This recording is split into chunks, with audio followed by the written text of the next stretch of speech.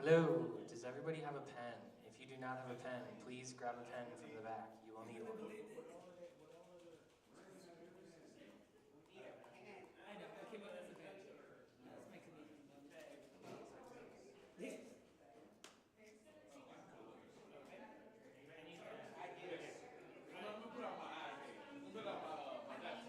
Oh, we're doing like the. Well, you didn't tell me you were getting tested yet. There's no test. How much of my grade is this worth? 100%. It's not as big. What I get if I win?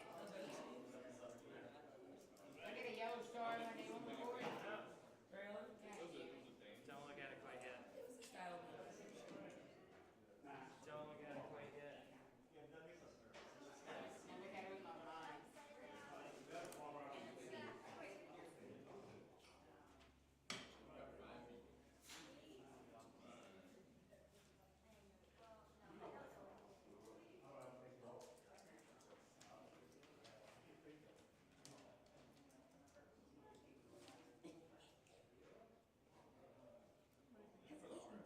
Is this somebody we work with? Is it someone I'm avoiding? Who's been eating brains?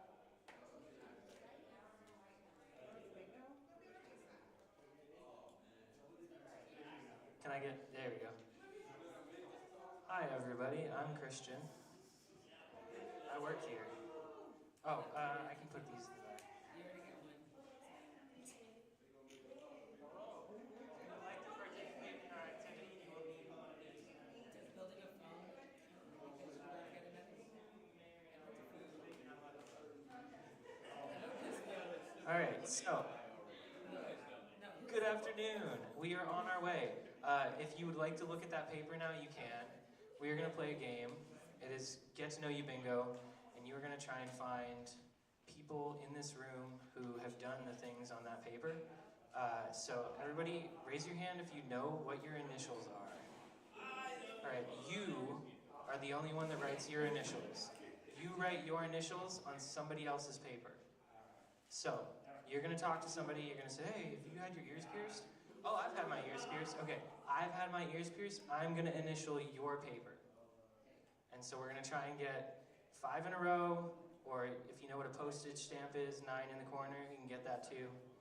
Or, over the course of the whole class, you can try and find somebody who meets all of those. I promise you, every one of those boxes can be filled by somebody in this class. So, hold on. We are going to have a couple of prizes. So if you find 5 in a row, hey everybody, if you find 5 in a row, if you find 9 in a corner, come find me and I will verify. You need to know, this is important everybody, you need to know who the people who signed your paper are. I'm going to bring you up here and I'm going to make you say, oh, that's that person, that's that person. All right, ready, set, go. Come with me, come to me with any questions. Hey, Rick. Rick. I get a different pen as well. Thank you. The other rule, one more rule. You can only use each person once. Oh, okay, sorry. You can only use each person once. If we get stuck, I might change that rule, but anybody in the room can sign, even if they don't have a paper.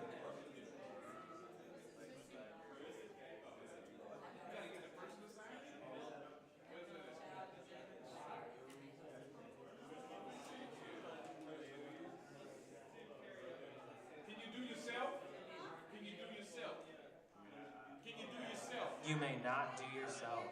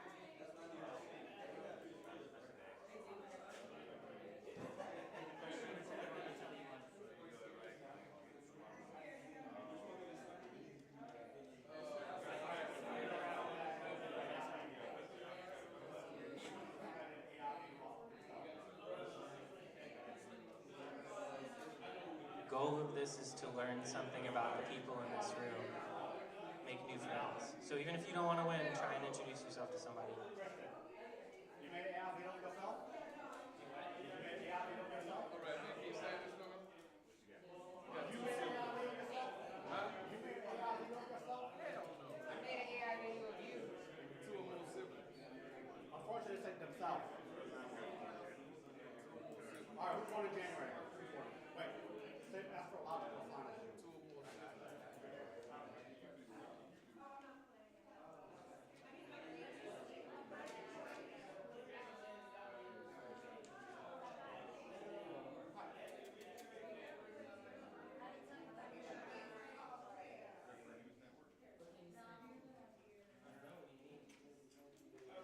You're born in January.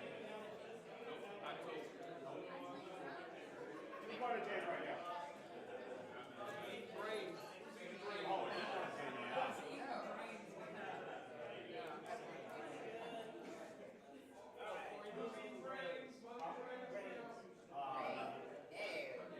You born in January? You born in January?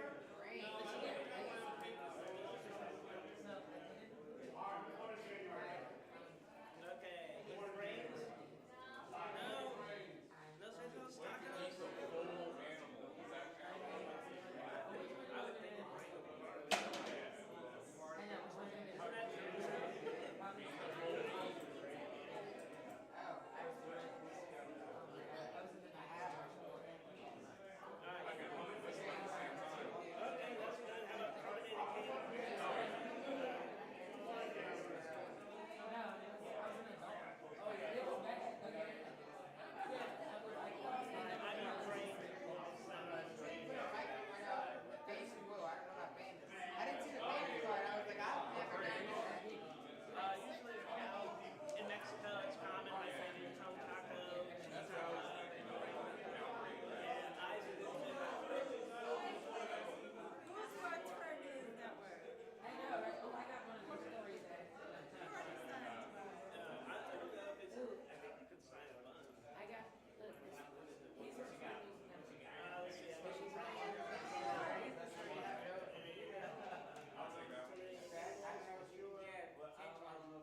I don't need the back. I'm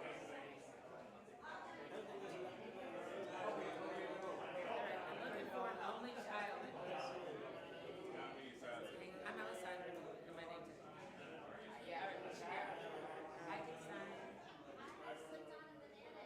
Okay. I've been in the parade. I just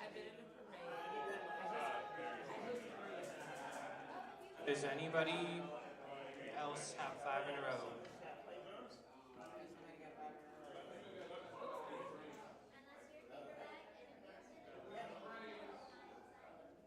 All right. You have 1 minute left.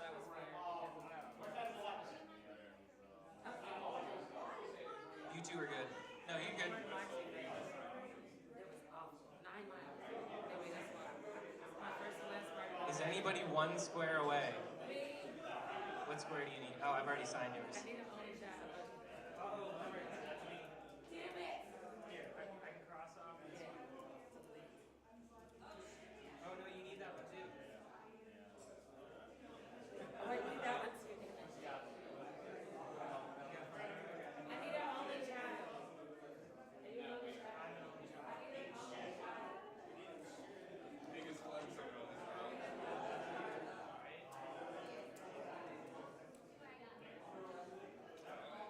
All right. I think I'm going to ask everybody to retake their seats. And can I have Danielle and who is my other winner? Justin was my other winner.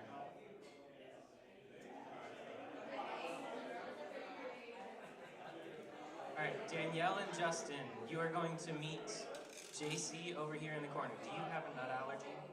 Do you have a nut allergy?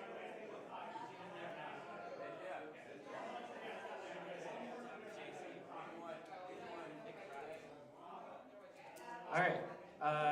So before you dig into your prizes, you can take it, but then you need to come up here.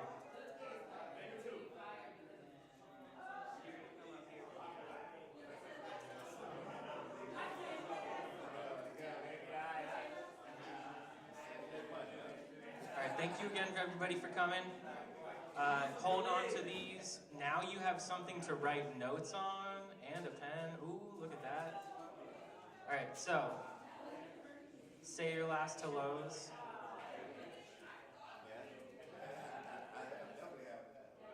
All right, where are my winners? Justin, Danielle. You got one? All right. All right, cool. You're gonna be our third winner. Hold on, I'm gonna have you. Oh, you got one? All right. Actually, so I think. What? All right, y'all. The point was, come to me before I say it's over. I have more. I only have space for 3 winners, and now I have like a bunch of people. So these 2 are gonna be our winners for this. There will be more opportunities to win prizes. Okay. Do you know who did what? Me and Dean have the same size shoe. Christian has terminated a cable. I think Rin has been in a parade. Rin, have you been in a parade? Oh, I was in the parade too. This is, I can't think of the guy's name, but I forgot I've been in the parade. and this black guy, he's an only child. Yeah, no, the guy in the back with the pink shirt. Oh, Milk? Yeah. All right, Milk's an only child. Who has a grandparent born before 1900? No one! This guy talking to. Oh, Cliff! All right. All right. Our winner is verified. Dave and Cliff revealing a little bit about themselves. All right, Danny. Hi, my name is Danielle. I've been to Asia. Who's that? Is it? Huh? He feeds me. Thank you. I know who the man is. All right. All right, back it up. Thank you. I hang out with y'all too. I don't know. Let's see. Somebody has pierced ears. So do I. All you gotta do is look at it. I know. Find that out. Who is it? King. I just did, Eric. Remind me when we're watching TV. Tell you a very interesting story. About what? Sure, it was me. I was just bored. All right, what has Dean done? Oh yeah, he got fired from a performance. Not got fired. It's you've ever thought you were going to be fired. Whether or not you actually were fired from a show. Oh, when it's mine. All right. So who's made an AI video of himself?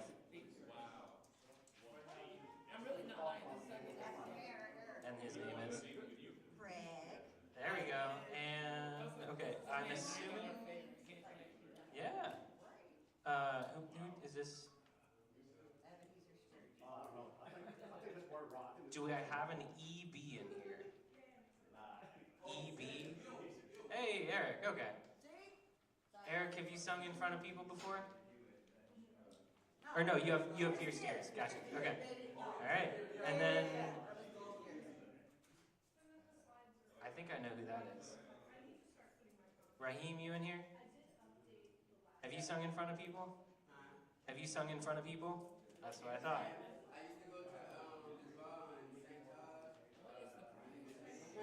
Oh, Miss Mays, yeah. Yeah. But I was just looking for 5 minutes. All right, thank you, everybody. We are going to get to our programming. Big round of applause for yourselves. All right. Without further ado, our fearless leader for this class, Rin Medico.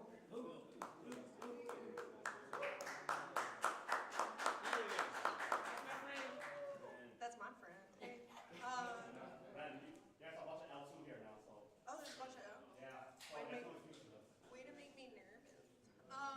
Okay, so this is lighting basics part 2.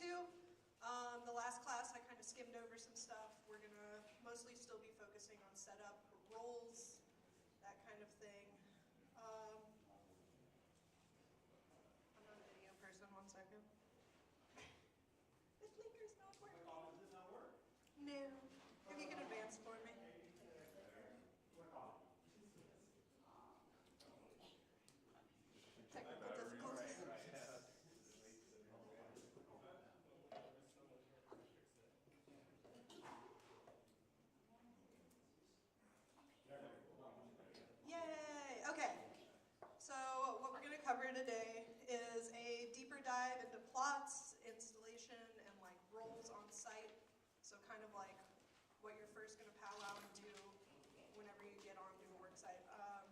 power distribution and how to calculate that, kind of like a crash course. I am not certified to teach power, but I can give you the basics and kind of stuff. I do recommend taking power classes if you guys can find any locally. Signal flow, addressing and troubleshooting within that, how to get signal and data ran to your lights, and the equipment that you will be using and seeing throughout that. Focusing and positioning the lights for a basic stage wash. We'll go over that. Hopefully by the end of this, we'll be able to have you guys setting up like a basic general session off of the stage CL is kind of the goal. And a quick intro into color theory and mixing for that world of it. So first off, reading a plot and lighting placement.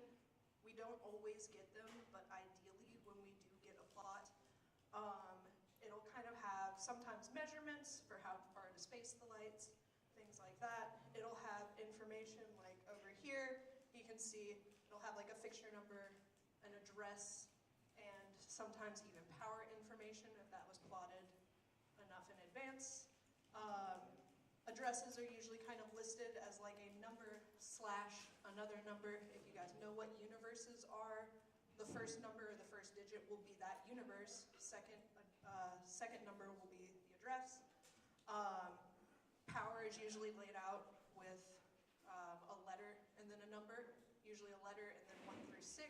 Socket-PEX wire is 6 circuits of power. Hopefully we're all kind of up to speed on that. Yeah, so socket-PEXs usually have about 6 units of power. You usually label those with some sort of letter, run them out, and your digit will be your circuit number. So when you're looking at plots, the things to note are you note position and direction when mounting the lights. Ideally, there will be some kind of indication on what direction that light is going to be facing. As you can see right there, you've got some of them at angles and whatever. Some plots will even note what part of the truss to be on. It'll tell you if it's overhung, underhung, front, or back. You can pay attention to any signal and power information. Like I said, if you even get a plot, sometimes it won't have addresses and power information. That's usually bigger and more planned out shows. But you want to ask about expectations, if there's any kind of specialty lighting, if there's any gobos going out, because that's also going to determine where you place and where you face your lights. They want a gobo over here on this wall, you got to make sure that they, you might need to tweak things in the plot. But just so you can prepare yourself before you guys get halfway through setting up and then there's a light nobody noticed that is completely in the wrong place, things like that.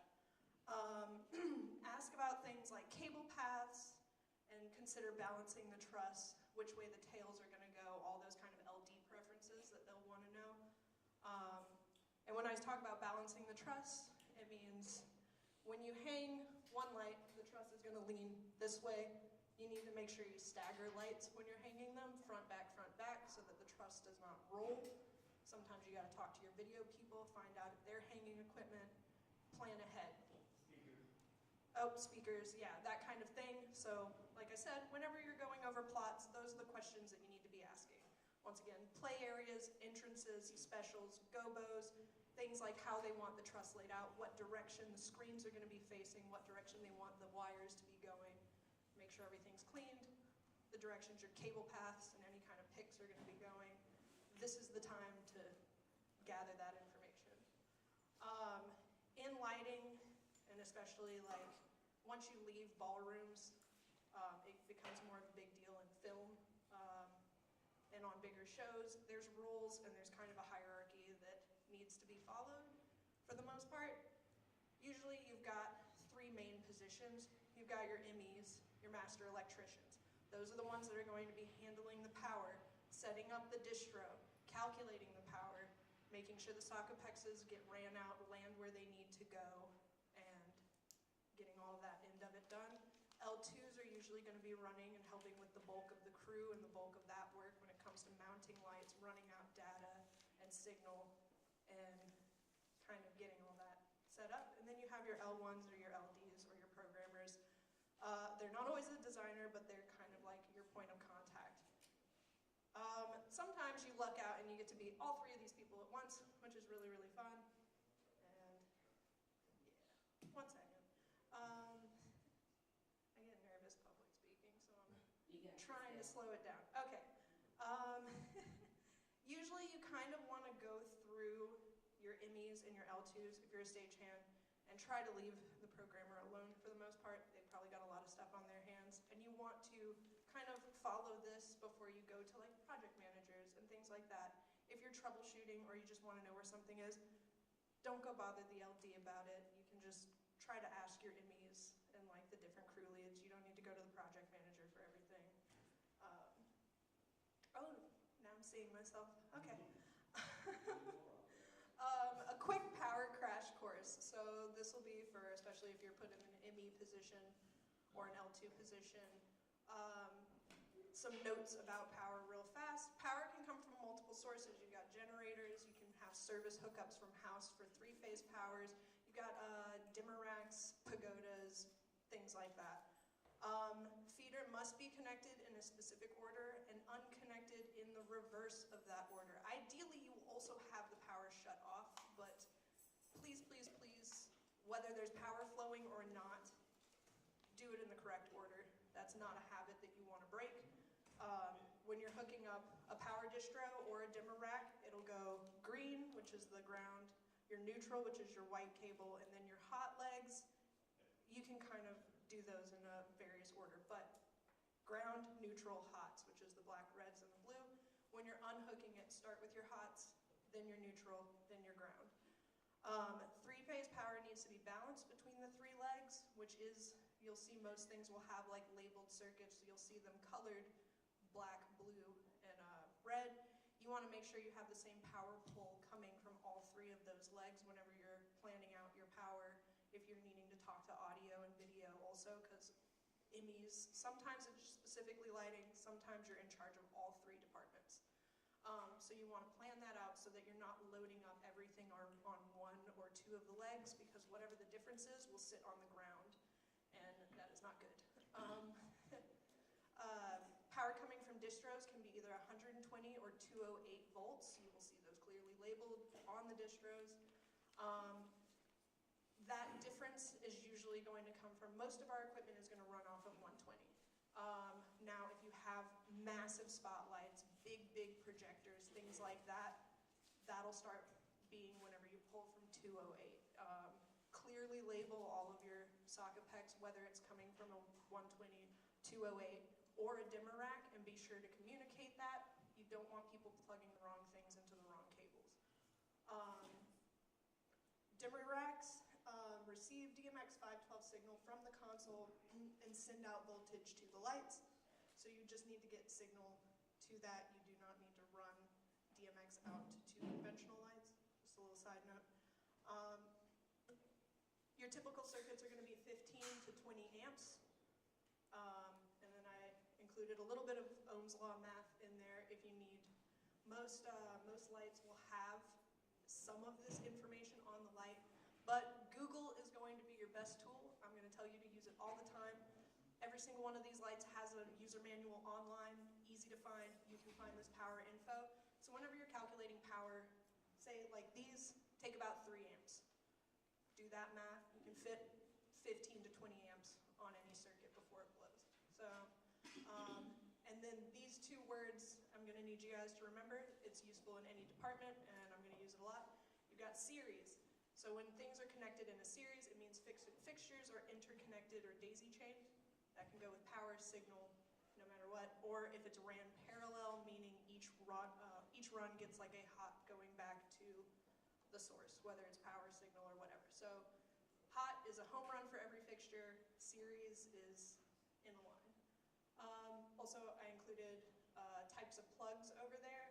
With lighting, you're going to come across these 3. There's stage pin, Edison, or Hubble, or like a, forget the actual word, I think it's like 620, the twist lock plugs. Also, safety. Anytime you're messing with power, anytime you're unhooking feeder or socko, please make sure that your feet are flat on the ground, don't have your knee touching the ground, like flat, grounded, anytime you're unhooking power. And once again, another reminder about the feeder needing to be hooked up in a specific order. I cannot stress that enough. All right, so power distribution and calculation. Whenever you're trying to plan make your power plan, You want to assess your voltage needs, talk to the different departments, figure out if things need 120 or 208, check the connection types, make sure that the fixture tails, whether they be Edison, Hubble, or twist lock, stage pin, whatever, make sure all your cables match. You don't want to get halfway through and notice that, and it happens more often than you think that you will get mismatched cables. So make sure that your socket breakouts and all that stuff line up. Be sure to clearly label all dim and non-dim runs. Once again, you do not want projectors getting plugged into a dimming circuit by accident, things like that. If you want to make a color code for it, whatever you find works best, just communicate that. And then confirm cable paths. Make sure, talk to your riggers, find out where your cable picks and things like that are going so that you're running your cables in the correct way and that you have enough slack for like raising and lowering truss, things like that. Calculating power. Power info is easy to find either on the fixture itself or within a user manual. If you run in series, consider voltage drops. We do have jumpers for power. You don't want to chain too many things in a row because you will start to lose voltage. And once again, all that information, there's usually suggestions even in the user manuals for the lights that'll say, don't do more than 3 or whatever. So, you know, I literally, every time I get an email, I will look up all the lights that I'm using, and I'll just save it on your phone real fast before the show. It can't hurt, and it's got everything that you could possibly need. And then once again, remember to keep within 15 to 20 volts whenever you're, oh, that's a typo. Amps is what I meant to put there. So once again, like I said, each of these is probably like 3 to 5 amps. So use that math whenever you're calculating your circuits. Troubleshooting. Anytime things are not getting power, you don't need to panic and go to the LD immediately when a light doesn't turn on. Some quick things that you can try. Take that light, plug it in. If the next light to it is on, plug it into that power source. If it's still not coming on, try trading out the whip. So I'm going to run over here just in case. You know, the cable disconnects. So go grab another one of these, try a different power switch. If that still doesn't work, sometimes the breakout can be bad. So run a new Edison back to wherever the source is. Plug it into the wall if you got to try it out. But, you know, there's all of that. Sorry. Signal flow and addressing. I've got a few pictures here of kind of some universes, so you can see the difference between, you've got a parallel, and then you've got some series runs. So conventional lights run off of a dimmer, so once again, you do not need to plug in DMX to each light. You just need to make sure that the power is run correctly and that signal is going to a dimmer rack. I kind of got a little guy there at the bottom, lighting control dimmer, your cable or your circuit, and then your fixture. It's kind of how that signal flow goes. Signal runs in series per universe. So unlike audio, where you kind of have a one-to-one for each microphone, you kind of daisy chain. What's up? Series. Series. There were 2 words you asked people to use. Oh yeah. You guys want candy? So what's the difference? Who can tell me the difference between series and parallel? Series is a circuit that jumps from one component to another component within the circuit without veering off. Parallel is simply you have branches from a main bus. Yep, bingo. Sorry, I turned that into one. Good call, good call. Okay, so within this little thing, I couldn't find any good pictures that didn't just look like plugs. So you see on this graphic, we've got the controller, the cable going to the fixture. So there are some things that you can put in between the controller and the lights that help out a ton. You've got splitters and you've got nodes.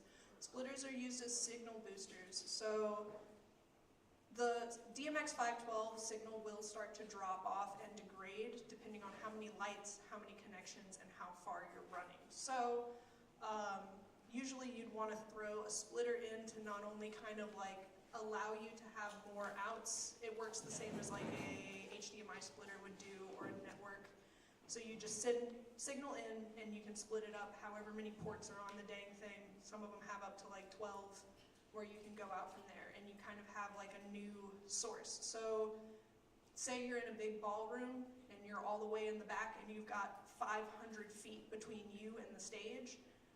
That severely limits like how many lights that you can have plugged into a single run. So you would run a splitter or a node from the front of house to the back of the stage, and then kind of set up some splitters and things like that back there to boost the signal and give you like a fresh oomph, you know, that's not 500 feet down the line. What's up? So basically it's a distribution amplifier.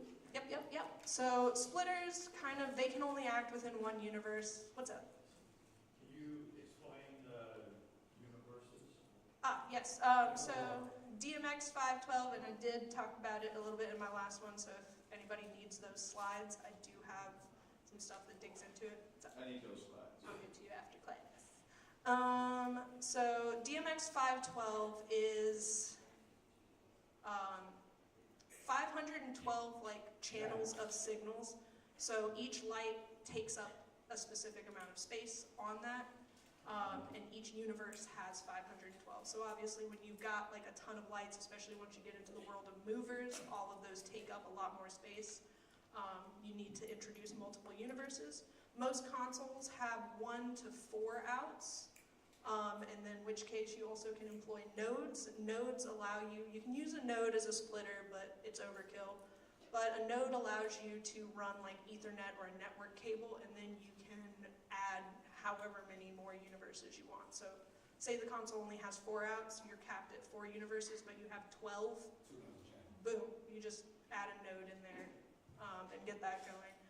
And then splitters are limited to 1 universe. So 512 channels per, but you can have as many universes as you want. They just have to be contained in that. And like I said, my last PowerPoint, I have a lot more detail about that, and I can kind of pull it up afterwards if anybody needs a little refresher on that.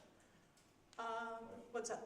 Do all nodes work with all boards? Yes and no. Most of them work with both, but you have to set them up ahead of time. So like, especially with Grand MA, it's gotten a little weird, and the nodes will work on a 2 or 3, but you have to like set up the IPs and stuff ahead of time to make sure it's compatible. If you have it set up for 2 and you try to plug it into a 3, it won't work. And then you got to take it, plug it into a computer, reset it. It's a whole process. If you have to do that for a job, come find Brandon before that job. Yes, definitely do not take a job with nodes yet. We'll get there, I promise. Not in this slideshow. But like I said, a node can be used to add more universes or allow you to keep the same amount, but if you just want to run EtherCon to keep from having signal drop and stuff like that, you've got those guys. And like I said, if you're messing with nodes, you're going to have to be on like a Grand MA or an Ava Light, so you're not going to be getting a node in a ballroom that has a stage CL. You're safe. And then a little crash course on addressing. So once again, back into the room. Confirm if there's pre-rigging. Sometimes on bigger shows, they will pre-address and pre-label the lights, so you might already have most of this done, and if there's fixture numbers, you need to be aware of that before you start throwing things on the truss and wiring it up. But if that's not the case and you are addressing the light, first step, reset the light. Always do it. You never know what kind of weird settings whoever has put something, messed with the like fade times or whatever. Just there's usually some sort of menu option to reset the light. Look for that and just out the gate do that. Each line is assigned a channel mode and an address. Once again, channel mode determines like how it acts, how it behaves, how many channels it occupies in that 512 DMX universe. And each address is the starting number for that to tell it what to listen to. Because the way that DMX 512 works, it is constantly broadcasting all of that information down that line. So once again, the light is told how many channels I'm supposed to listen to and what channel do I start listening needs to be told to each light. The channel mode on the light must match the profile selected on the console. So when we start getting into patching and things like that, you'll see that you need to make sure that the console knows what you told the light it's supposed to be. Things like that, make sure everything is confirmed. And then each light gets its own unique address. Remember to offset for channel mode. So you can't address the lights 1, 2, 3, 4. If you've got the lights in 3-channel mode, those addresses need to be 3 channels apart. So it needs to be addressed 1. The next light needs to be 4. So yeah, and like I said, in the last slideshow, I have some pictures that kind of illustrate that. Some basic troubleshooting when it comes to signal problems that pop up.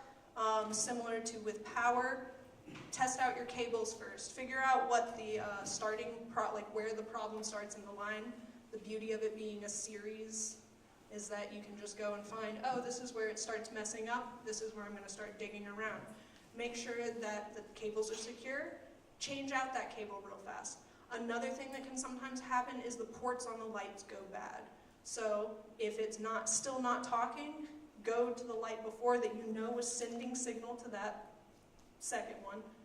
Just skip one, make sure that it's still getting signal, or maybe this one's not sending it anymore. You know, things like that. If cabling confuses you, and it is very scary, especially when you start playing telephone operator, maybe get a lead at that point, because sometimes in that confusion, lights can end up plugged into themselves, which doesn't do any favors for anyone. And then signal drop can happen. Remember whenever I said about the length of the ballroom, how many lights you have in a series, you kind of want to cap it out at about, my magic number is 19, but you can get up to, I may have to look it up later, but about 30 lights within one run of DMX before you start getting signal drop. Also keep in mind, if you're clamping together different cables to make a run, if you've got 10 10-footers, each of those connections, you gotta kind of count that as a fixture. You're losing signal every time you have a connection, every time you have a fixture, the signal's degrading. So once again, be creative and be precise with where you put splitters and things like that to make sure that you've got boosts where you need them, forks when you need them, and things like that to make sure that your signal stays strong.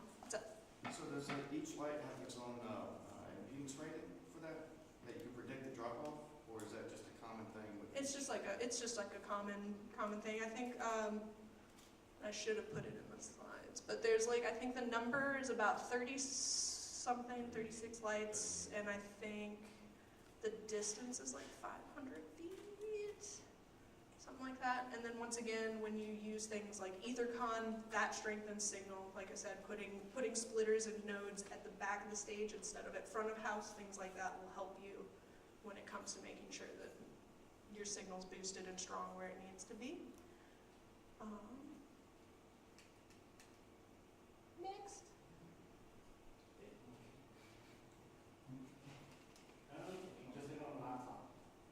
Haha, there we go.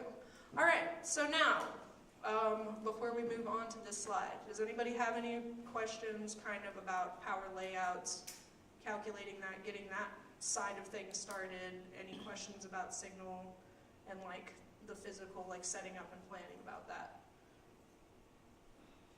Oh, also, focus slack. That is so important. Whenever you are running cables to the lights themselves, make sure that you leave enough room on the cables to be able to move the lights around and actually point them where you need to, so that this step is easier.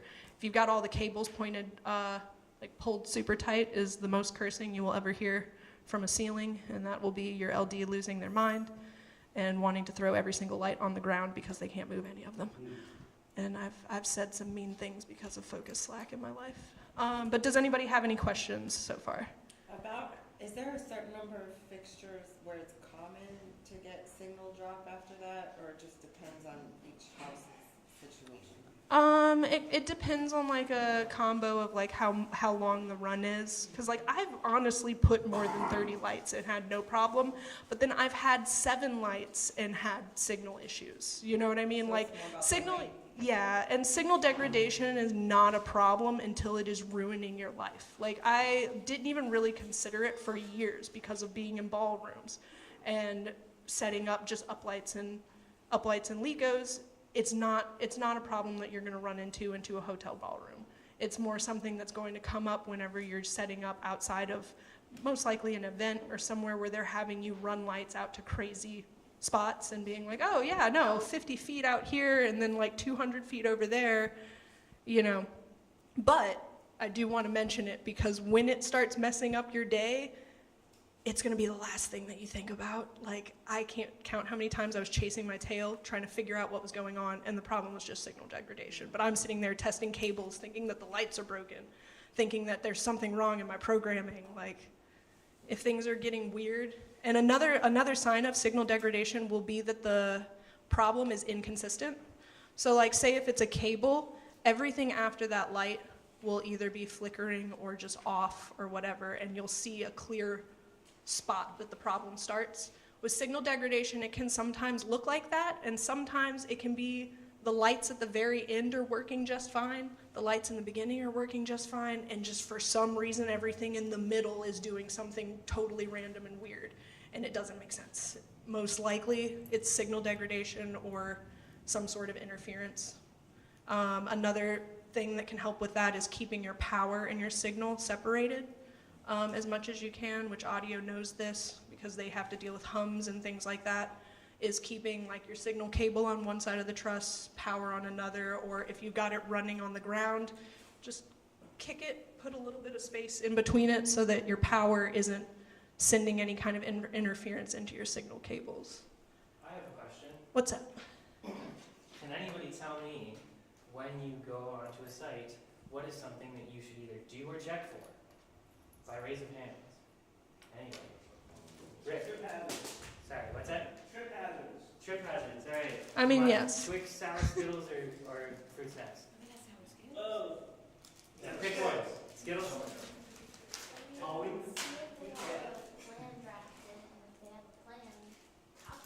Yes. Paperwork, paperwork, paperwork. If it's an outdoor venue, the weather. Yeah, because garbage bags are necessary. Oh my goodness, that was Sorry, no. talent in another way, honestly. Anybody else? Things you should do, like with the equipment, for example. Everything is in order. Be sure it's all around the channel. She said something that was I said something pretty basically that. specific. Justin? So, two things, walk the line back to the three-phase, and back check for light balance, make sure. We like it? Yep, All right. I like it. I was looking for reset your fixtures, Oh yeah. Hello. Factory reset. Yeah. which is fine. That was good too. All right, so this is where we're gonna get into, I'm trying to get you guys ready for basic GS kind of stuff. So, focusing and positioning your lights. Yay! So your goals of a basic focus is that you want an even wash across the stage. You don't want any breaks, you don't want any dark spots, things like that.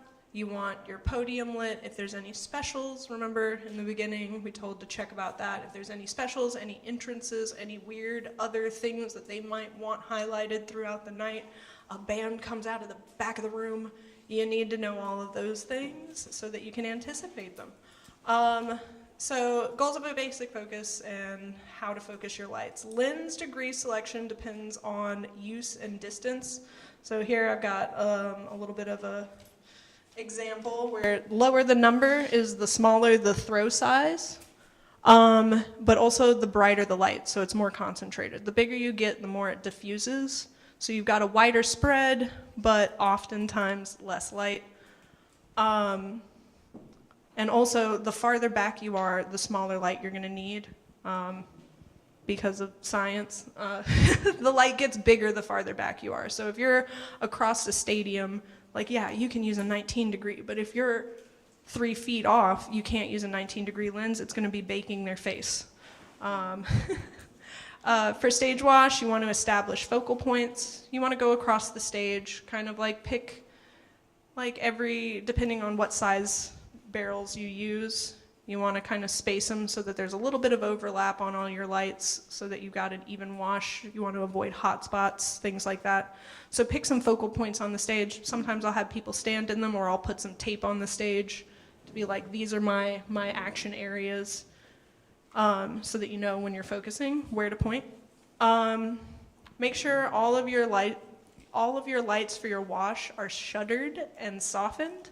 So you don't want any hard edges unless that is something specifically. Personally, I like soft edges, a nice blend, so that you get that by adjusting the barrel on the lights, which I will show you guys in a little while. And you shutter it off using the shutters on the side. You usually want to cut off the bottom of the stage so you're not glowing all over the floor. About a foot or two off the, I'll usually find the tallest person in the room's head, have them stand on the stage for a little bit, cut it off about a foot above their heads. Avoid leaving like the domes on the top. A, it looks sloppy and I hate it. And B, sometimes there might be a screen above them or some sort of thing that you might want to keep the light off of. Same thing, usual ballroom setups is your stage and 2 screens. You want to make sure that your sides are cut off to where you have good coverage on the stage, but you're not bleeding out and ruining the video guys' day by washing out their screens. Adjust the barrel to sharpen or soften the edges depending on what it's being used for. So with profile lights like Licos, you can either have a blended edge or a hard edge. Usually for stage washes and stuff like that, you want a soft edge, which you can get by dropping the barrel out or putting a diffusion gel or something in. Now, if you're doing something like gobos, which are those little cutouts, they can be a logo, they can be a name, they can be just break up texture. Usually that needs to be sharp and in focus, which you will also get by adjusting the barrel. Anytime that you have gobos, a common thing that happens is you can get the inside of it focused, but the outside is all fuzzy, or you can get the ins, and it's just like a constant battle of how out of focus it is and which one you want to deal with. Donuts. They are a lifesaver. They fit in the front of the light where like the gel frame would go, but it looks like that. It looks like it wouldn't work, but I promise it's magic. You just throw one of those in, boom, crisp. Whenever you're positioning your lights and stuff like that, you want to go for what's called 3-point lighting. So you want to aim, you never want to aim directly.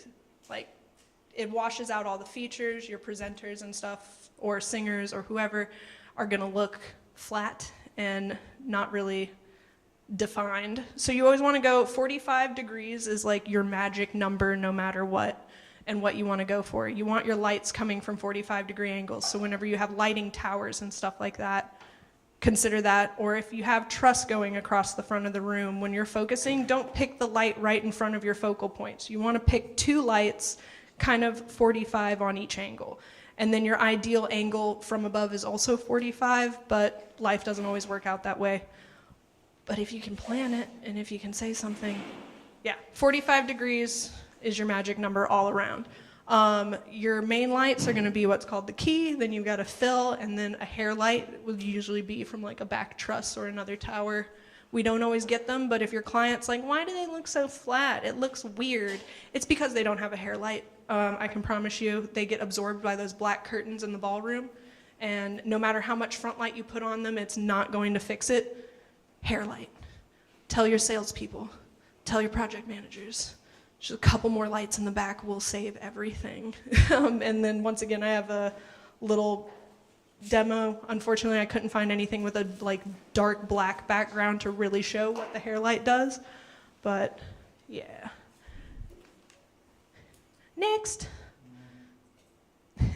All right, and then a quick thing on color theory before we move into the next part. Most lights work with RGB or additive color mixing. So your standard 3-channel light, you mix RGB. If you put all 3 of those values at full, it's going to be a white light. So whenever you're setting up lights without a console, you can also use that manual color mix and play around with those. Obviously, you mix green and red, you'll start to get into your yellows and ambers. If you mix red and blue, you get into your purples and magentas. If you mix green and blue, you get into your cyans and all those kind of colors. A lot of mover lights will throw you through a loop. They actually run on additive color mixing like print, and it's, if you want to get into the technical aspects of it, it's because in the light, it's actually physical pieces of glass with the color gradient printed on them. So the way the light mixes color is it pushes those little pieces of glass. So when you have all of your values up all the way, the light will actually go out. So if that's ever confusing you, that's the problem on that is, yeah, they like to do both. And once again, the primary and secondary colors with each of those mixing types reflect each other. That's pretty fun and cool. Also, you have color temperature. That's going to definitely be something that you guys need to pay attention to in ballrooms and breakouts, and whenever you're talking to camera people, they usually like to know this information. You've got your color temperatures. Usually you want to sit, like, the lower the kelvins, the warmer the light. The higher the kelvins, the like whiter, like bluer the light is. Cameras tend to like the higher number lights, but also consider skin tones and things like that. People with peachy undertones and things like that, you don't want to put too warm of a light on. They'll start to look red. Whereas people with warmer skin tones and things like that, darker pigments, if you start to put too much white light on them, it washes them out. So, you know, also consider like who you're lighting and what it's for. Like I said, camera prefers cooler, eyeballs prefer warmer, and then also adjust for skin tones and things like that. Not so much for the corporate world, but also if you do get to play around every once in a while, complementary colors are your best friends. Anytime that you're trying to mix light on a surface, say you have scenic tiles, things like that, if you really want to start to make things really look pretty and pop, consider complementary colors, your color wheel. If you're using reds, try throwing some green in there for some really good contrast, or you can kind of go, I think the word for it's tertiary. Where you have like the 3 ones, so you can go red, yellows and cyans also look really good, but you don't want to sit there and put red and orange. There's not a lot of contrast there. If you're trying to make shapes stand out, it's just going to turn into a muddy mess. And then a quick explanation of hue, saturation, and value. Once we really start digging onto consoles and things like that, that verbiage is going to be really important. So your hue is like your base color, your main, like what you think of when you think of color, hue. Your value is how much like black or white is in it, and your saturation is how much of the color. So desaturized would be like your grays, your whitish, like, yeah. So does anybody have any questions? Next slide. Boom. Anybody want to revisit any of that real fast before we move on to the next? Because we are not done yet at all. Yeah, after this I'm going to have you guys set up, actually, a few lights and try to wire them, get them working, address them. We're going to do all that together. And I do want the people that have the less experience to kind of get towards the front, people that have helped set up lights before. Stay back, help out the people that have, you know, don't have as much experience. Help each other out. We're going to get everything set up, and then we're going to kind of do a quick show you guys how to patch this bad boy and all of that stuff. But does anybody have any questions before we get into that? Just on the color temp, when you're having like, I don't know, maybe an audience speaker or somebody that comes up and you know beforehand the tones involved, could you preset that on the board? Yep. You can have those things preset. It all depends on the color modes that you go into. Like these lights in specific, you can put them on a 1-channel mode so that they behave kind of just like a 1-to-1 dimmer. So you don't have control over the tone, and you can just preset it. And like I said, every single light is different, which makes lighting kind of a pain in the butt to teach. But like I said, these ones you can set it to 1-channel mode at 56 Kelvin, or you can put it into like a, trying to remember what these exact ones are, but they do have a channel mode that's like dimmer, like color temperature and like whatever, which once again, when you download their user manuals and stuff like that, it will have breakdowns of what each of those personalities is and does. So yeah, you can put it as a preset, but before you go changing color temperatures and things like that, camera is a thing to consider. They will not like that if you do that too much. So usually you just want to try to find like a happy medium and kind of just let it go, because if you're changing their color temperatures, it's going to mess up their white balances and their focuses. But to channel into the cameras and have their white balance synchronized with that? I don't know. Is that a thing, Christian? I mean, I guess just talking. Yeah. He was saying, like, if lighting is switching our color temperatures around to accommodate speakers and things like that, would it affect camera? And is there any way to synchronize that aside from just well-planned talking? Well-planned talking. Yeah. So it's probably just to avoid that, unless there's no cameras in the room, in which case have a field day. You can do whatever you want. Really excellent white and black balance, you will have less of a problem. Okay, so yeah, then it's camera's problem. I like that. Yes, the camera ops will also panic a little bit, and you may not always be on the same channel to hear it, but yeah, they'll think that something's wrong with their equipment if you're doing it without communicating that. So once again, it's usually just find a happy medium and sit with that. Anybody else? You got another question? Yeah. So with the additive and subtractive properties Mm-hmm. that you're drawing from the board, does the board abstract that into just one way or another? Can it interpret that way? Or do you It depends on the fixture or the personality that you put it in. Most fixtures are just geared towards one or the other. Most LED, like diode mixing, like when you look at the light and you can see the red, the green, the blue light, that's all additive. Mostly when you're going to come across like subtractive mixing fixtures is when you get into like movers and a lot of like those big guys, because they don't usually, I'm assuming to keep like the brightness of the bulb, they just have one really hefty lamp in there, and that's why they use those glass sliders to kind of like, because color scrollers are a nightmare. They never look good. You always see it like clack between when they have gels within the light.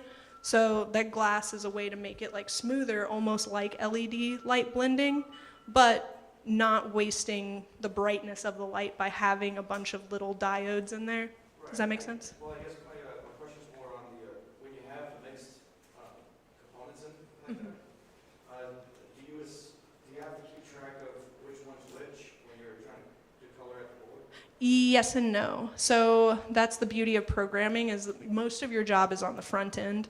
So whenever you're like making your show files and things like that, you will have to go in and like kind of grab each light, like each type of light individually and make that red, and then go grab that type of light and make that red. But then you can save that together as a color cue. So then after that initial programming bit, then boom, you just hit red and they're all red. But so you do have to consider what type of light it is when you're initially making your show files and getting your color presets and things like that. Anybody else? Okay, cool. Stand up and get moving and come on up here. We're going to get these lights set up and plugged in. What's up? Yes. Preferably people that aren't used to setting them up, and then we're going to go into programming a little bit on the stage CL once we get them up and running.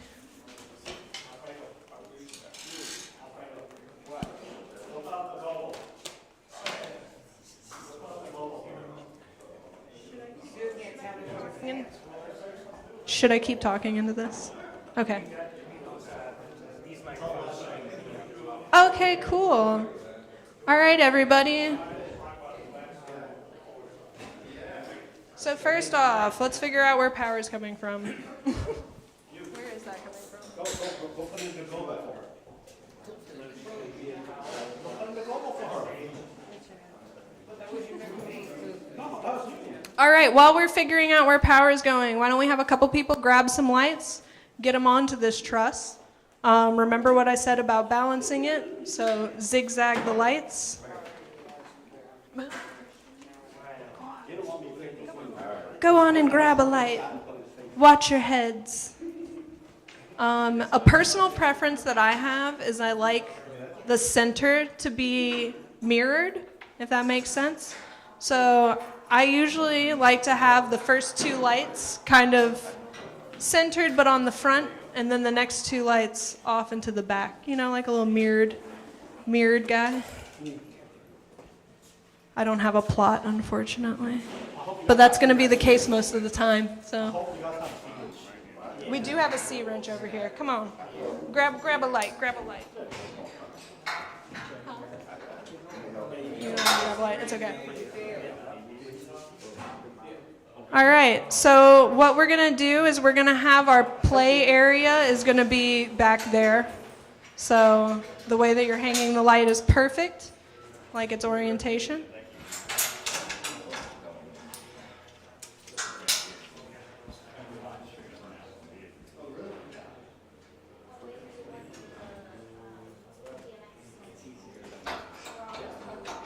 So actually, let's put it towards the other,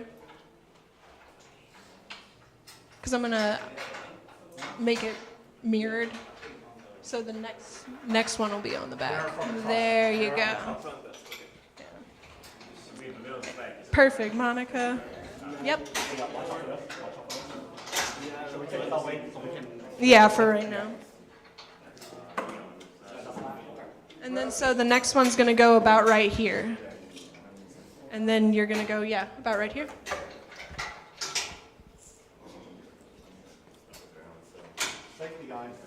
Yep. Also, I have a quick note about safeties, because I'm very particular about it. And I've noticed it's a habit across multiple companies lately, is people will put the safety around like this, which actually with this, how short this cable is, it's kind of all you can do. But when you have a cable that's long enough, you actually want the safety to connect to the lighting fixture itself, not just wrapped around the yoke, because realistically what the safety is for if this part fails. Because this part is way more likely to break or fail or be loose than up here, ideally. But like I said, if you can't get it anywhere else, or if it's a short safety cable, this is what you aim for. Other than that, I'm going to show you real fast. Disconnect it from right here.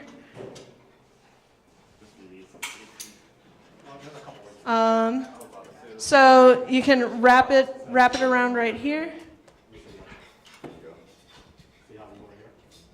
And pull it through like that. Boom. And then, yeah, and this will get you more length and then actually to the fixture. So if you want to take a look at that, but that is the proper way to do it. If you have not signed in yet, please do at some point. Mm-hmm. And that'll go on that back one. Oh, it needs one. I mean, okay, we're not going to tell OSHA, but we're not going to put a safety on one of these guys real fast. It's fine. Okay, and then so we're gonna actually spin this around because we're gonna make believe that the backside is our stage. I can't do this one-handed. Or actually, here, I'm gonna have you do this. So spin it around because we're gonna pretend that our stage is actually our stage. And we're gonna have all the cabling, or all the fixtures facing that way, upstage. So question, do you need to always literally zigzag, or is it okay if you have a matching weight? If you have a matching weight, you can, but ideally, okay, so to answer the question, do you always want it zigzagged? Because I keep forgetting we have live stream happening. So do you always want it zigzagged? You don't always need it, but symmetry is always your game with lighting. Symmetry, symmetry, symmetry. Whatever you do on one side, make sure you do it on both sides. You don't always have to zigzag if there's enough weight distribution on the truss. You know, whenever you have video and projection and audio, all their speakers hanging, you can kind of compensate for it. So you can have them all on one side if that's the case. Yep. But yeah, you always want the lights symmetrical because you never know what the LD is going to do, and also just visibly, it looks bad. Because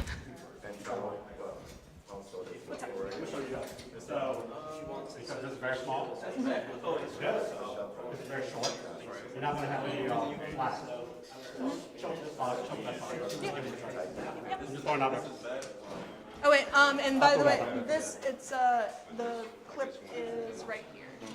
The actual rated. Yeah. So, Well, actually,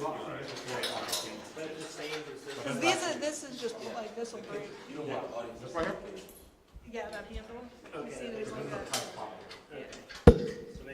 Well, because whenever you angle the light, it's gonna be like this.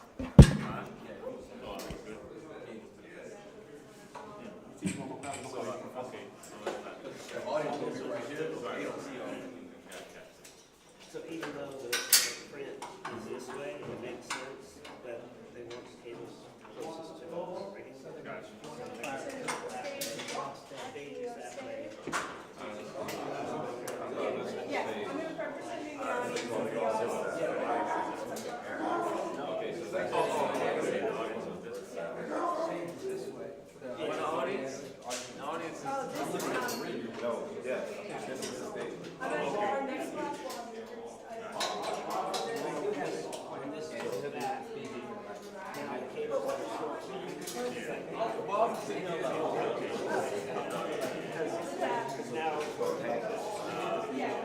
So many ways to do stuff. Unbelievable. These two are upside down, but you guys are close. We're getting there. All right, so now that these guys are physically mounted, let's go ahead and figure out what our cable direction is going to be. I've got the console right here. What's up?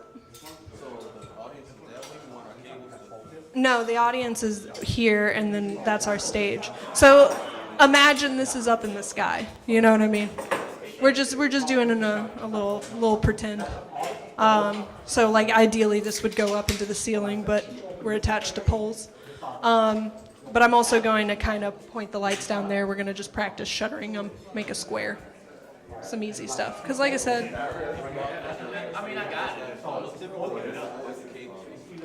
yes. So sometimes, like, yeah.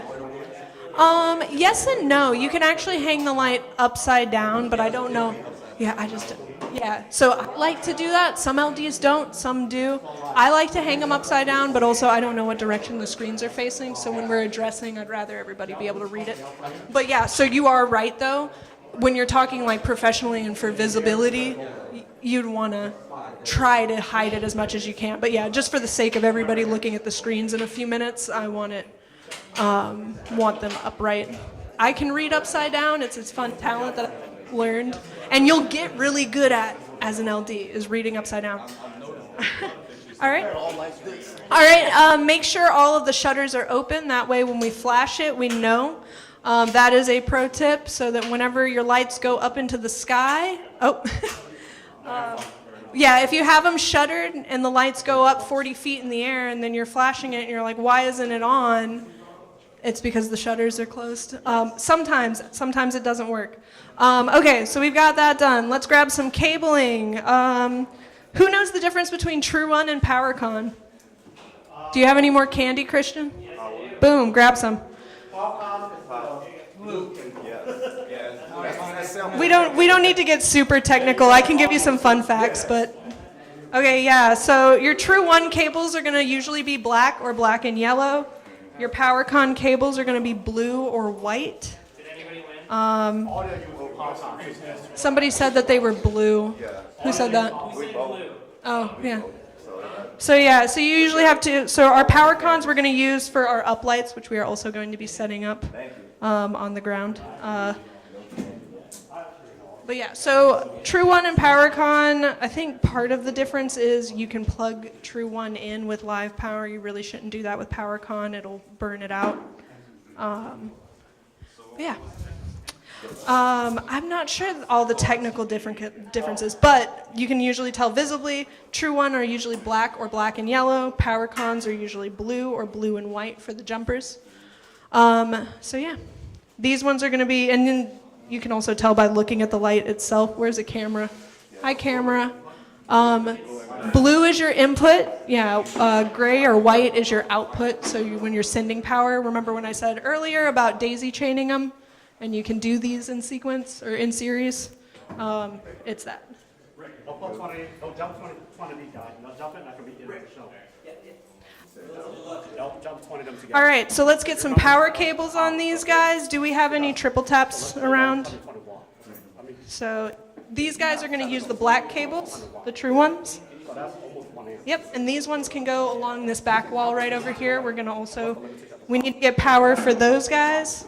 along the back wall and get power for these guys. Like, let's just say like, yeah, it was 15 amp, okay? So 15 times 120, what is that?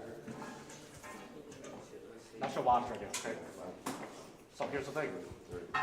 Just because you have enough, you have to remember, you have to have some reserve so it can power on as well. And today we're not going to really talk too much about housekeeping.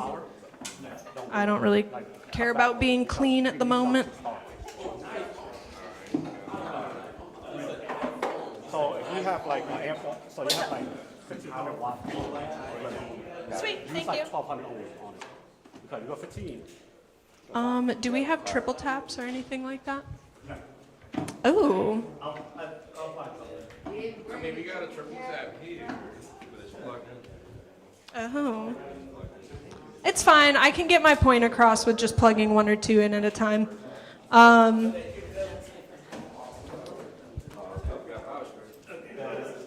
That might work. Okay, I'm just going to say this now. In real life, do not put a power strip in truss, okay? We're doing a do as I say, not as I do right now. Man, that guy. Oh, straight up? Yeah, that's my guy. Yeah, he take me when we go to Ocean. Is that coming up this way, Dave? Because this is just... I like this shit. I do this sizzle. I do almost. Oh, right over there, we got another true one. Do everything. Right.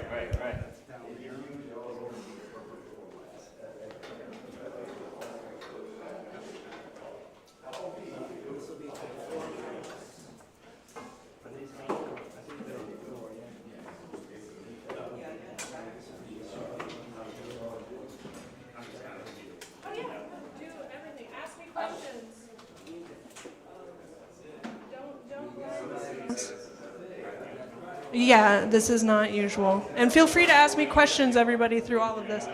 Usually you would have like a breakout up here with like 6 circuits or whatever, or you would have like some triple taps. Triple taps ideally anytime. These can all run off of one circuit. Like I said, they're only about 3 amps a pop. So once again, that being said, you can easily plug 4 of these into one circuit. It's not a problem. Let's see if these ones... Yay! You're all good. They might turn on.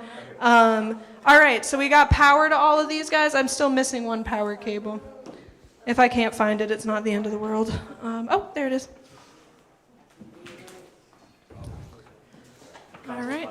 Yay! Okay, so we've got our power, right? Let's get signal. Woo! All right. So, because we only have one universe and we don't have any splitters, these are all going to have to run in, what's the word? Series! Yay! Okay. Wake up, everybody. All right. So, once again, we're not going for pretty here. I'm just trying to illustrate some points. So, There you go. Yep.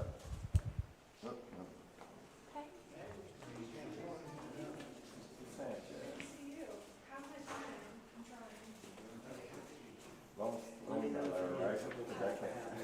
I'm messing with it. Say long as I learn. hopefully, like I said, we're doing a little bit of do as I say, not as I do, so we're going to illustrate some points. Then to be practical. It's being daisy chained from lights. Also, the beauty of lights is 9 times out of 10 you are kind of handed. Oh, yeah, I guess. Yeah, you guys have. I don't have enough triple taps. Really fast, I want to show you guys these. We should all know what they are, but they're your uplights best fantasy. Stringers, these are great. Opera strands, stringers, things like that. They've got multiple plugs. You can throw this along a curtain line. Do you know how many bad boys you can fit on this? 5. A lot. And you don't get the voltage drop like you do if they're in series. Okay, so we have power to everything. Let's get these uplights in like a little row along the back wall, like we're lighting a curtain, and then we can start on some signal. So, real fast with signal. pins always go towards the board. Lighting does not flip back and forth like audio does, so you don't have to panic. Pins always towards the source. Your pins will head to the board. The pins will head towards wherever the source is coming from. I would hope, we didn't go over signal flow, but I hope that everybody in this room has a half decent grasp on it. If not, we'll talk later, because that's a whole nother conversation. So here's our DMX. We'll go out of the board, into the Lecos, then down, and then into these lights on the floor. If you guys want to start running them. Are the lights reset yet? No, if somebody wants to go through and find on the menus as well to reset each of the lights. So the beauty of menus on lights and why I've been trying to kind of talk about the basics of it is because everything is going to be labeled differently. So you understanding that the channel mode is how the light behaves or its personality. Like each of these brands, each of these models will be using different words. Sometimes it's called personality, sometimes it's called DMX mode, sometimes it's called fixture mode, but understanding what it is will help you guys kind of figure out the terminology between each brand. Yes. Oh, they've got power to everything. Oh, it's all good. We're just going to the reset. So you're going to go through the menus. Yep. Here. Yep. Hit menu. So those address overlap. All right. And then you're going to just go through. Oh, okay. Huh. Let's see. Fixture. Every light's different. 1 second. Setup. There we go. Huh. We haven't made addresses yet. I'm going to have you guys do that in a second. Oh, here we go.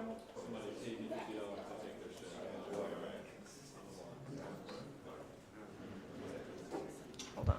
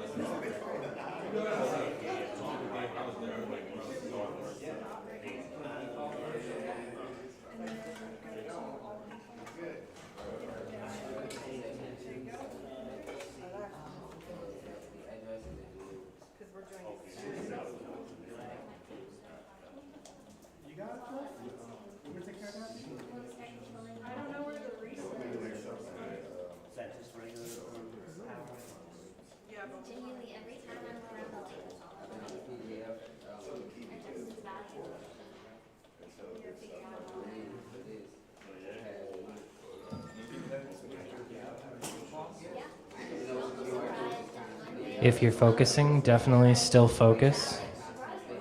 If you're just chatting with a friend, if I could just have your attention for a moment and say thank you for coming. Shameless plug, this is Tech Lagniappe.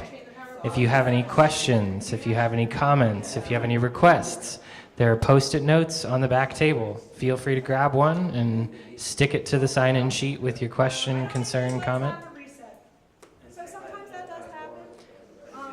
techlagniappe.org is our website. You can also comment there. We're going to shutter this one for now since it's strobing and doing some weird stuff. These guys, I believe, do have a reset here on the bottom. Let's go real fast. techlagniappe.org. So there's most probably on Never mind, they don't. maybe it's on static or it's on. Can I have that microphone? Okay, I stand corrected. Neither of these lights have a reset setting. So stop driving yourselves crazy. Let's just get the data run and then we'll start talking about patching and get these guys addressed real fast.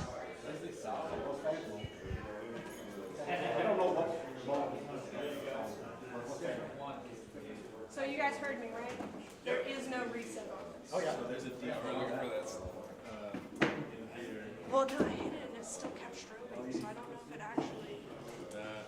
default on, and that should reset it. Okay. Best thing to do is look up the See, look, I can learn stuff too. They all not the same. But we do need to get this data set up. So, There should be a way to flip the screen on those pictures too. Mover? Yeah, this without the mover? yeah, it's on this one. They've got it. It's there's the setup and then there's screen flip. But This one's not saying that. Keep that in mind. all right. Real fast. It's the word. It's right here. Default, basic default. So yeah. Okay, cool. Yeah, so I don't really know what that did, but it reset the address. Anyway, we don't need to, it's semantics. We don't need to keep focusing on that too much. It's not that big of a deal. You don't have to commit it to memory, to, like you said, every light is different. Yeah, every single light is different. It's not the end of the world if that. That is true, but when you're on the show, you stop it. Yeah. You have to. Right. No, I'm about to say when you come across this light, you can tell somebody, oh yeah, I know how it works. Let's get this to a brand new You show. don't have to find out the definition. New show. So, unless they all the same. Okay, so a quick introduction to patching, and then once again, like I said, my next class we'll get into a lot more of this. But just to get your basic stage wash and uplights going, you usually, so for a stage CL, which is getting really, really popular in all the ballrooms and what you're most likely going to come across, it's kind of a one-to-one on your fixtures. So each of these will be like, each channel will be full control over one fixture. Unlike a leprechaun, if you guys have ever seen one of those dinosaurs where each fader is a different channel on each light, this is a little bit more condensed, so it's great. So do we have a camera that can kind of show? Boom, boom. All right. So in our little thing, we've got 4 wash lights and we've got 4 up lights, total of 8 lights. That's something that we can give each of them their own address. Now, whenever you have like 40 up lights, sometimes you can do like an AB if you want to save on channels and things like that. I don't really recommend doubling up wash lights if you can help it, because you do want to be able to control brightness on different parts of the stage and things like that. So I recommend all of these being their own address. All of those guys on the ground can go either way. If it's something simple, you can put them all on the same channel. You can give them individual control. But for the sake of this, we're going to give them each their own channel. So I want somebody else to come and actually hit these buttons. I'm not touching them. All right. So I don't want to block. Okay. We do want to kind of leave this open so that the live stream can see it. Yeah. Yeah, we got to keep this open. So whenever you're wanting to start something off, you got to start off with first patching. So hit that button that says patch. Yep. You guys can all hit the buttons. Okay. So what you want to do is hit enter. I think it's just, yeah. Boom, which is, yeah, enter is just hitting that little that knob in. So what do we have? We can look up these exact lights. We've got Eclipse full spectrums by Pro Lights. So on most consoles, you'll see your first thing will be brand, right? So yeah, you see in this section, you've got your brand. Now you want to go down. These guys are called Pro Lights, right? So we'll go down, go down, go down, till we see Pro Lights. Do I know my alphabet? That's the real question.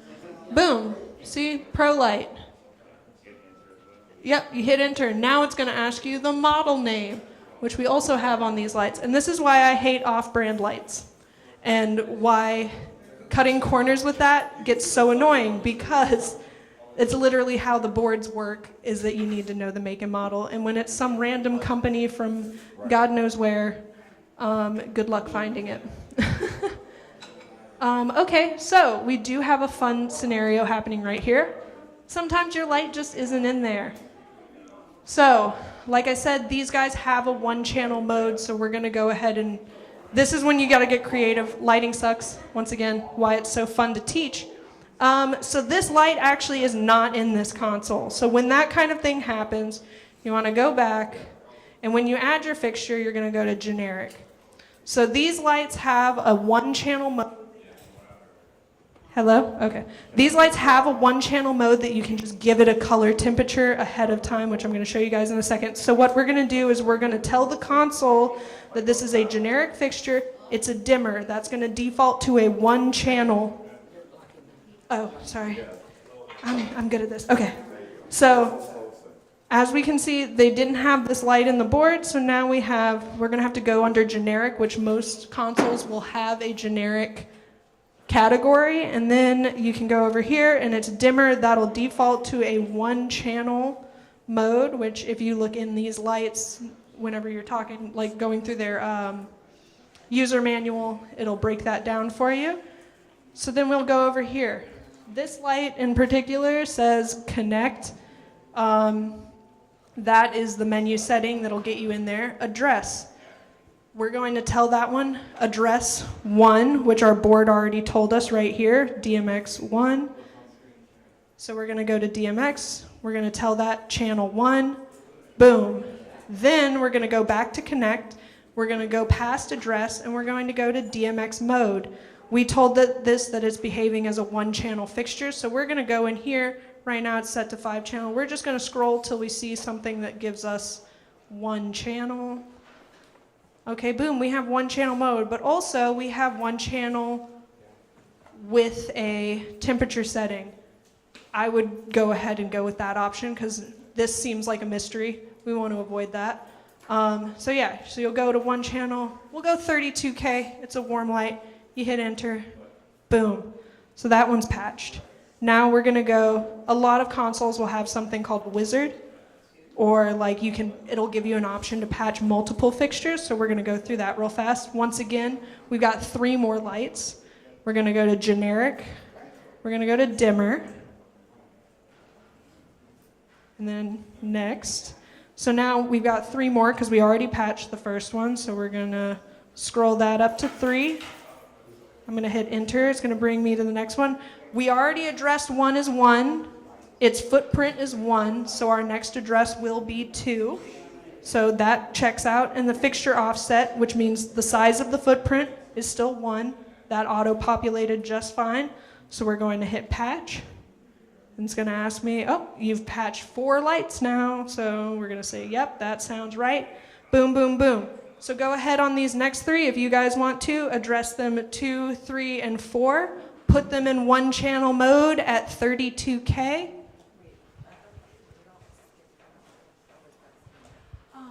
and no. So these ones are in one-channel mode.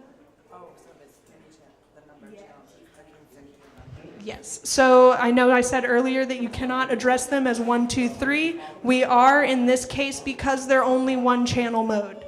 So they're only taking up that one footprint. So these guys aren't going to be crossing over on each other. Now, if we had put them in like a 4-channel or 5-channel mode, our numbers would be further apart.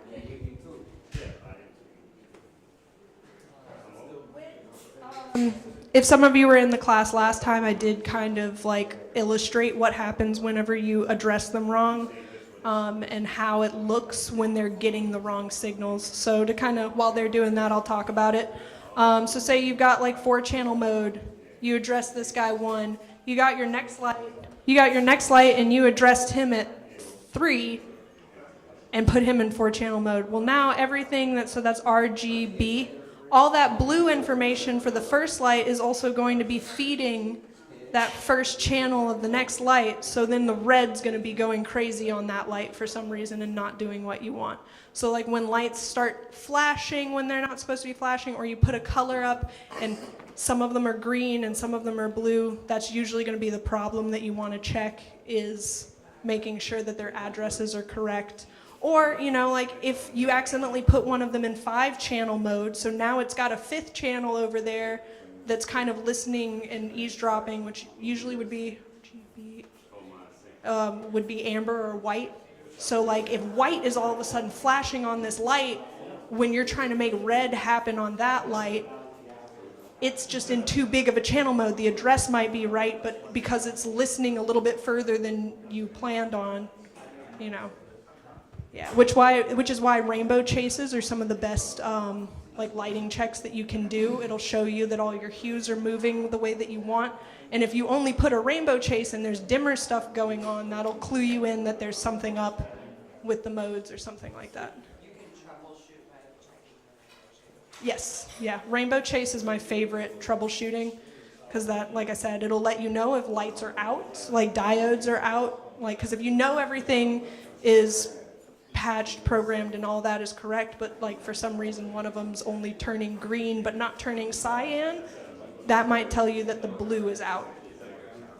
Which is why knowing your color theory is helpful, because if the color mix isn't happening right, you can spot a problem with the fixture pretty easily.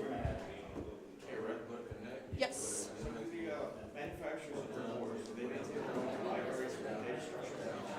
Yes. It's from the manufacturer of the console. So if you have a console that doesn't have the profile, you can usually, most consoles, you can message their tech support, and they'll send you that file. If it's a light that's commonly used, you can and you have a hog, and you're like, I don't have this Martin profile and I don't know where to find it. You can even reach out to Hog's customer service and they're like, boom, here's the fixture library thing. But they also will usually keep on their websites the most up-to-date fixture library, so you can just update your console every once in a while.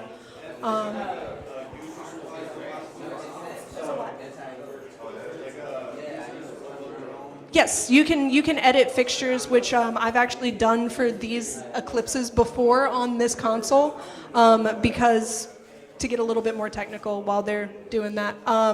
So like I looked up the profile online, so I know that their 5-channel mode on this light is RGB AL for lime, and so I found just a generic 5-channel light on that console, and you can dig in there. I'll show you on the side like how to do it, but you can actually go in and change channel attributes within the console to match the light that you have. So yeah, you can edit those yourself. If you can find the user manual to tell you what channels the protocol is, then you can either find a light that's similar and edit it, or just make one yourself. All right, you guys got it? I don't know why it keeps letting me.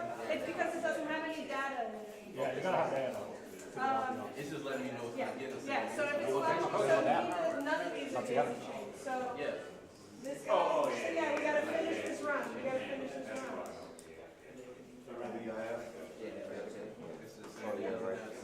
Yep, just finish the run. That's why I changed.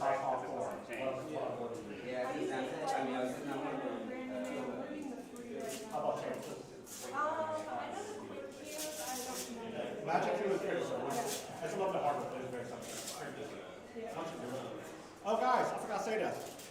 Chances, Grammy 3, you guys can download it online. If you want to mess with the board, virtually. Huh? Grammy 3, Chances, you can download the app online. Oh yes, Grand MA3 software is free to download online. Same with Hog.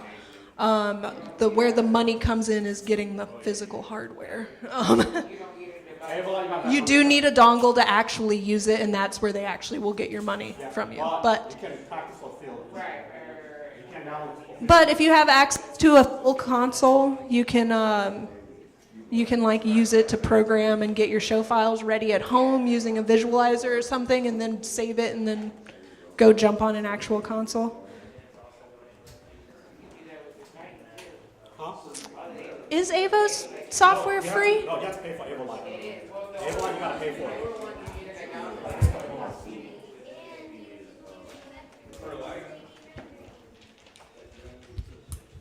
Does anybody have any more questions while we're getting this wrapped up?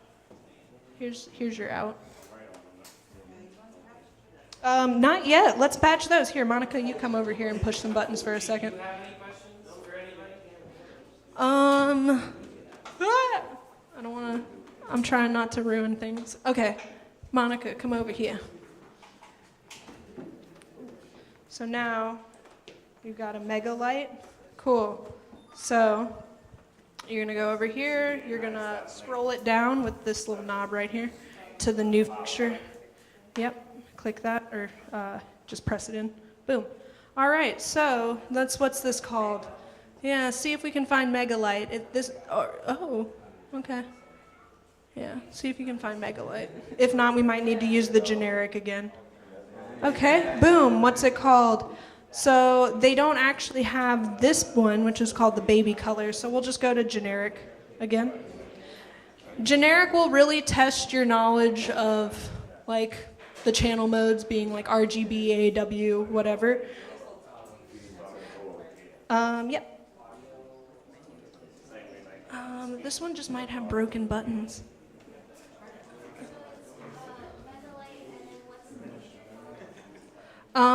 Baby color, but it looks like, okay, so these kind of lights are a pain in the butt, but you get really, really good at figuring out shorthand because it's only got four letters.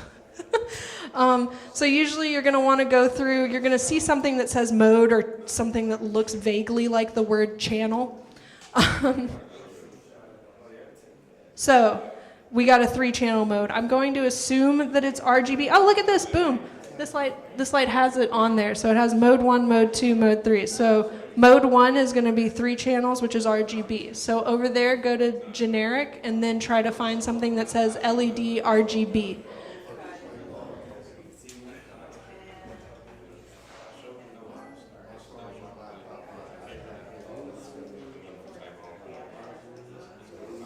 So most consoles will auto-populate that, so boom, it already just spit out 5. All right, and then I'm gonna show you the wizard real fast. So hit wizard, then hit next. It's just gonna be like a warning page. All right, go to generic RGB again, but this time you're gonna tell it that it's 3 lights, because remember we patched 1 already, so we're doing the rest of them. So hit next. Now rotate so it says 3. Boom, and then you just double check this. So if the last one was 5, 6, 7, so 8 would be the next one. Perfect. Offset is 3. Boom, hit patch, and then hit done. So now we've got our up lights patched in the console now. Woo! All right, so this one we're gonna go through the menu. So if I want to have a few more people go over there, this one's weird. So I already set the channel mode. The channel mode is this thing that looks like CHND. Once again, every light's different, and it's in the. But this one says channel. We're gonna say that that's channel. We're gonna set it to 3 channel, and then hit enter. And then we're gonna hit menu again, and then we're gonna go till we see something that vaguely looks like the word address. Boom. This one says ADDR. I'm gonna take that as address. What was our first LED number? 5, I think. So our first LED address is going to be 5. The D in the beginning is for DMX. Now we're at 5, and then hit enter. So this one's addressed. If anybody wants to try these other 3 and get those addressed. So you're gonna hit menu and then you're gonna hit up and down till you see something with a CH in the beginning. Watch yourself, hon. Here, I already got this one done. All right, you wanna go? Yep, that one's gonna be 8. You wanna go to one of those lights on the other side? Here, we're gonna check the board for the numbers. So our numbers with our offsets are gonna be 8, 11, and 14. Boom. All right, and then you'll have to hit menu again to get back to change the channel mode.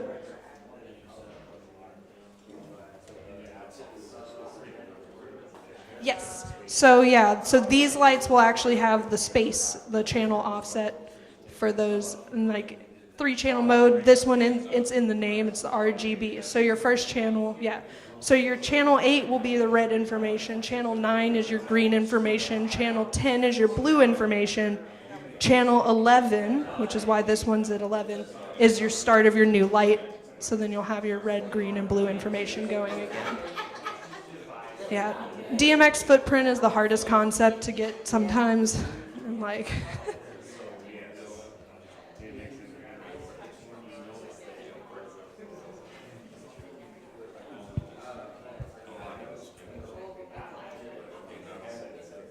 so with smarter lights, it will, like, they'll have more information on the screens, but once again, that goes back to finding the user manuals for these online so that you know what it has.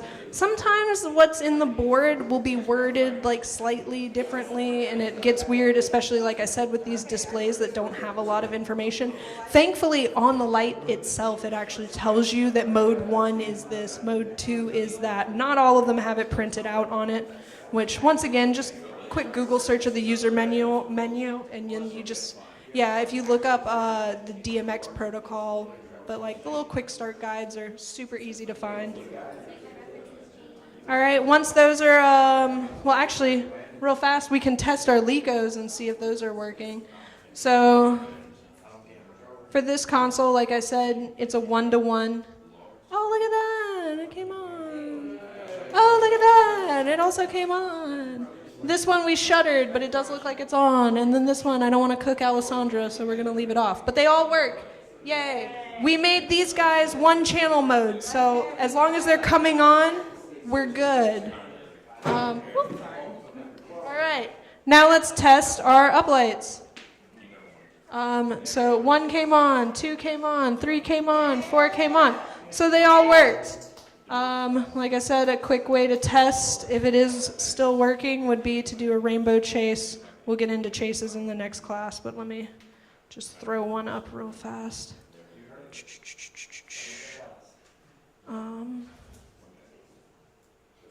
Oh, did I? Okay. All right, so we see that this is, let's make it go faster. All right, so we see nothing looks weird. They're kind of doing it. They're not flashing. Like, say if I had it in a weird dimmer mode, they might be turning off and on as well. Here, I want to make something easier. Real fast. So specifically with the stage CL, by the way, you just bring up the value with the faders. Then with these knobs, you can actually just change the hue fairly easy, and the knob right above it will be your saturation. So you can kind of, if you want like white, but you want it warmer, you can start with a red and then bring down the...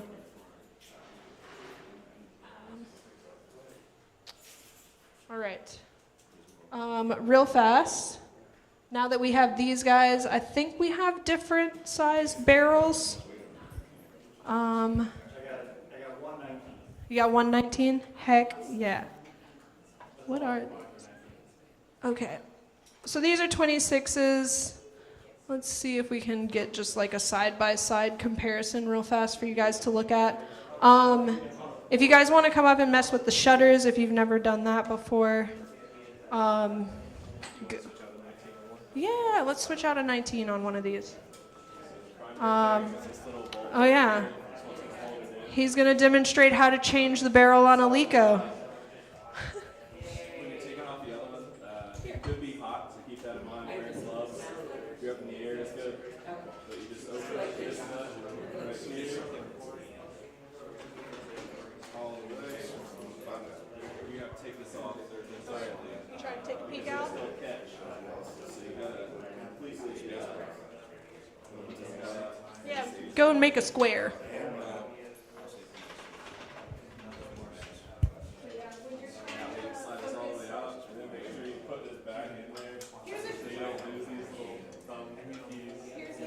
Here's a beautiful example of additive color mixing. This is what the light is actually spitting out, is all these individual colors, but yep. And if you notice, we don't have a lot of green in there, and that's because we're using a warmer tone light. Oh no, it's coming from that one.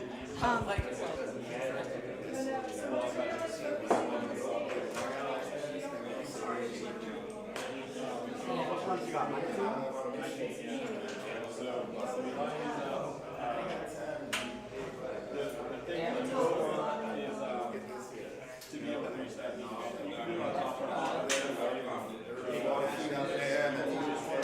some people like to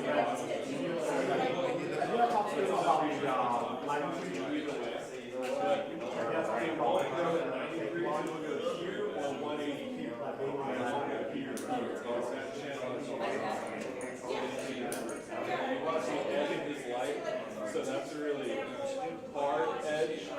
This is like really soft. So that's what you're going to see how unsharp that cut is. This is more soft edge. Softer edge off this line.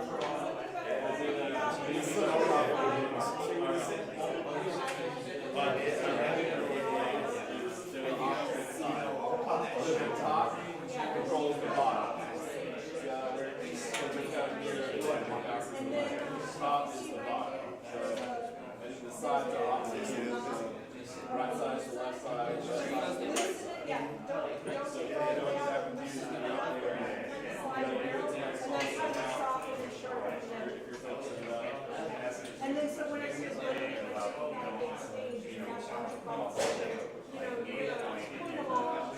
So like your head will be moving top and the bottom. And bring it down to the top side of his head. You can hit the edges, how soft you want it. 19, you go to the edge, you can soften it out.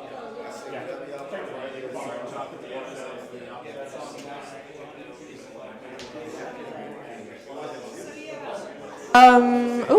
That was louder than I thought. So once again, really fast, everybody, for stage focusing, you want to make squares, not circles. The circles start to look sloppy after a while, especially if you've got 3 or 4 lights pointed at one thing. You're going to see all of those rounded edges from those lights. It looks bad. Don't do it. I judge you if you do. So you make them clear-cut rectangles, which you can kind of see down here. You want to cut it off at the top of the heads if you've got somebody standing on stage. You want about a foot of clearance. You want the sides clear so that you're not bleeding out onto the screen. So like even in this room right here, we've got that TV and that TV. Say our lights were over there, we'd want to cut in the sides so that the lighting stopped here and not bled onto that TV. You know what I mean? Also, you can adjust the barrel to soften the edges. All of these kind of have harder edges on the wall right now, which for gobos you do want. But when you're trying to blend a stage wash, you want to soften all the edges so that you don't see each individual light. Because even if you don't see it with your eyeballs, a camera will pick that up in a heartbeat, especially an IMAX zoomed into somebody's face, and you've got a presenter that likes to pace around in circles, and they're always going to find that dead zone. They have a beautiful, beautiful talent for it. They will find that dark space, and they will hang out there the whole show. Yeah, so like I said, whenever you're thinking about focal points, you would like kind of just go across the stage. I'll usually put a letter on tape. Freeman is very big about pushing to do that when they have focus zones. Yeah, they that's their standard, is they'll make you go out and put tape out on the stage and just be like 1, 2, 3, 4, and then you've got, your person will stand right on those spike marks, and you want, once again, your 45 degrees. So say if I just had one person, I'd probably pair these 2 lights and these 2 lights for 2 different spots. You know what I mean? Because like I said, you always want 45 degrees to the face. If you do straight on, you're going to flood out their features. Their nose won't stand out. You always want that angle so that you can still see. And if you really, once you get into like the theatrics of it, you want your key lights brighter than your fill light. Like, you'd have this one at like 100%, and then you'd have this one at like 50 or 75, so that you're not killing those shadows, but you're not letting these like gaping black scary zones last, because like nobody likes an iMac that looks like they're a serial killer, you know what I mean? Yeah, you don't want the dramatic lighting on a corporate stage. Now theater, yes, do all the dramatic lighting you want. Yeah. Yeah, and then like I said, that's why whenever you're talking about plots, you want to discuss things like play area, because like sometimes you have a massive stage with all these screens and you're like, oh, I can't possibly light this without hitting the screen. So you go talk to the project manager and you find out that they're never going to be over there. And so it's like, okay, it's not a problem. Or we need to direct our people to avoid these areas because realistically, communicate between departments. I can't stress it enough. People like to not do that. And we're all friends, I think. Maybe a little bit. I mean, I like most of you. But yeah. I'm rambling at this point. Sorry to the live stream. Of course. I mean, unless anybody else has any questions, I'm going to go ahead and clip this off. Can we give Rin a round of applause, please?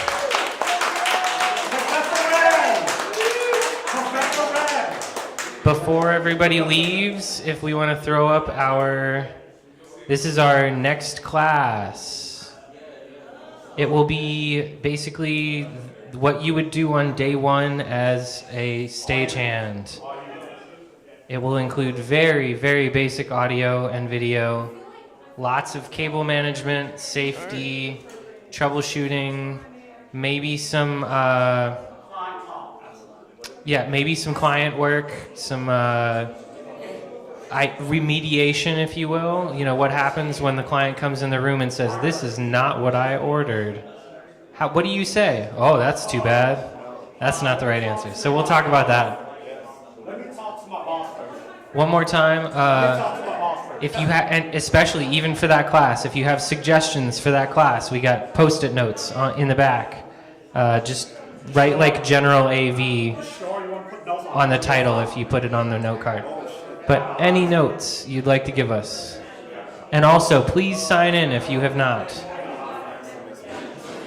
Eventually, we are going to ask people for money. Not you guys, but to be able to say that y'all were here and we're talking to you, somebody might give us money to do more of that. Or gear, or food. Yeah, exactly.